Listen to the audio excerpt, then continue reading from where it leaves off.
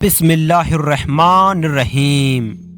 حضرت فاروق اعظم رضی اللہ تعالی عنہ کے عہد خلافت میں شام کی لڑائی میں حضرت عبداللہ بن حذافہ رضی اللہ تعالی عنہ کو 80 صحابہ اکرام سمیت عیسائیوں نے گرفتار کر لیا۔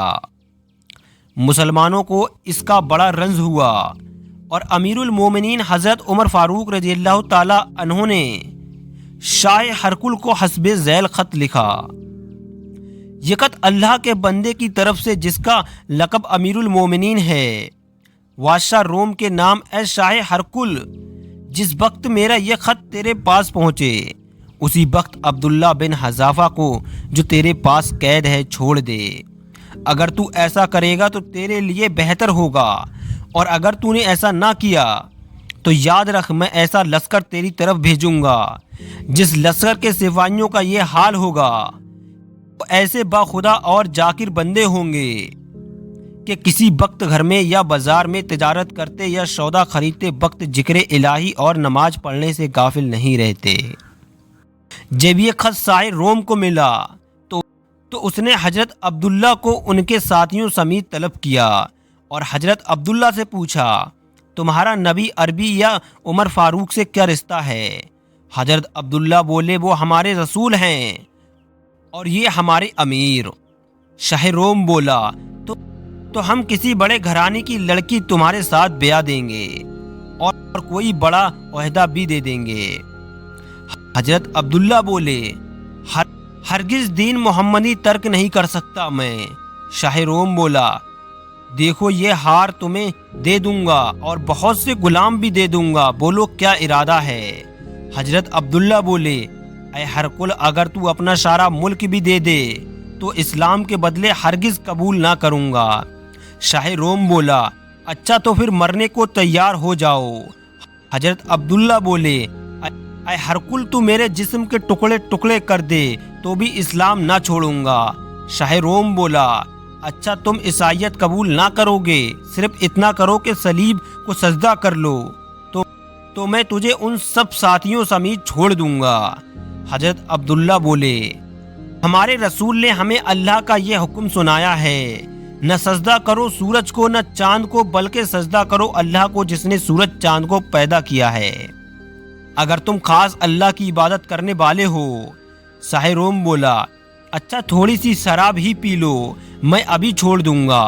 حضرت عبداللہ بولے، میں اللہ کی پناہ مانگتا ہوں شراب کے پینے سے۔ شاہ روم بولا، تمہیں ضرور شراب بھی پینا پڑے گی اور خنزیر کے کباب بھی کھانے پڑیں گے۔ پھر شاہ روم نے حکم دیا کہ اس شخص کو قید خانے میں تنہا قید کر دو اور آس پاس شراب اور خنزیر کے کباب رکھ دو، سوائے اس کے اور چیز کھانے کو نہ دو، بھوک سے تنگ آ کر خود بخود یہ چیزیں کھائے گا۔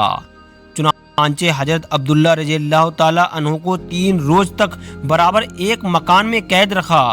پھر چوتھے دن دربار میں طلب کیا اور قید خانے کے محافظوں سے پوچھا کہ اس نے کچھ کھایا پیا۔ محافظ نے کہا کہ وہ سب کچھ اسی طرح رکھا ہے، اس نے نظر اٹھا کر بھی نہیں دیکھا۔ شاہ روم نے حضرت عبداللہ سے پوچھا، تم نے انہیں کیوں استعمال نہیں کیا؟ حضرت عبداللہ بولے، محض اللہ کے خوف سے۔ شاہ روم بولا، مگر جان جانے کا خطرہ ہو تو تمہارا مذہب میں حرام چیزیں بھی حلال ہو جاتی ہیں، پھر تم نے انہیں کیوں استعمال نہ کیا؟ حضرت عبداللہ بولے، مگر میں وہ کام کیوں کروں جس سے ایک کافر کی خوشی ہو جائے اور خدا ناراض ہو جائے؟ شاہ روم بولا، اچھا اگر رہائی چاہتے ہو تو صرف اتنا کرو کہ میرے اس پیر کے آگے جھک جاؤ، اگر جان کو بچانا ہے تو جھک جا پیر کے آگے۔ حضرت عبداللہ بولے، مسلمان ہوں، یہ سر جھکتا نہیں غیر کے آگے۔ شاہ روم بولا، اچھا تو لو میرے ماتھے کو ایک بوسہ ہی دے دو، میں تمہیں اور تمہارے 80 بھائیوں کو فوراً چھوڑ دوں گا۔ حضرت عبداللہ بولے، مجھے یہ منظور ہے۔ چنانچہ آپ نے بادشاہ کے ماتھے کو ایک بوسہ دے دیا، جسے اہل عرب کی عادت تھی کہ ملاقات کے وقت اپنے دوست کے ماتھے پر بوسہ دیا کرتے تھے۔ شاہ ہرقل نے حضرت عبداللہ اور 80 مسلمانوں کو رہا کر دیا اور بہت کچھ سامان دے کر رخصت کیا۔ جب حضرت عبداللہ رضی اللہ تعالیٰ عنہ مسلمانوں میں واپس پہنچے تو سب بہت خوش ہوئے، اور بعض صحابہ نے خوش طبعی سے کہا کہ یہ وہ ہیں جنہوں نے ایک کافر کے ماتھے پر بوسہ دیا۔ تو آپ نے فرمایا بے شک، لیکن اس بوسے کا نتیجہ یہ ہوا کہ 80 مسلمانوں کی جانیں قید اور موت سے بچ گئیں۔ اشد الغبا و سیرت الصالحین صفحہ 49۔